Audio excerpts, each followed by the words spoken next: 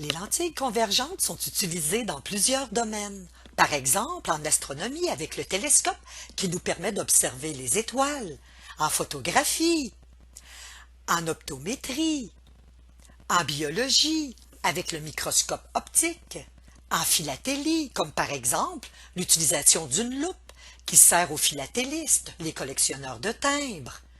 Le cristallin de l'œil est aussi une lentille convergente qui permet la formation d'une image réelle sur la rétine.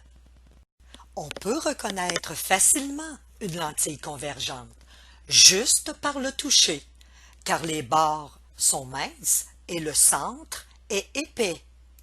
Ici, nous avons des rayons lumineux qui sont parallèles à l'axe principal qui passe par le centre optique de la lentille. Les rayons lumineux qui traversent une lentille convergente convergent en un point qu'on appelle le foyer principal. Le foyer principal, noté grand F, est le point où convergent les rayons parallèles à l'axe principal. Le foyer principal est situé sur l'axe principal. Ce point est aussi appelé foyer primaire ou foyer image. Le foyer principal d'une lentille convergente est dit réel car les rayons lumineux se dirigent réellement vers ce point. Le foyer secondaire, noté grand F', est le point symétrique au foyer principal par rapport au centre optique de la lentille. Il est situé sur l'axe principal mais du côté des rayons incidents. Le foyer secondaire est aussi appelé foyer-objet. Une lentille convergente peut donner une image réelle ou une image virtuelle. Si un objet est placé au-delà du foyer d'une lentille convergente, l'image formée sera réelle et renversée. Si l'objet est placé entre le foyer et le centre optique de la lentille, l'image sera virtuelle et droite.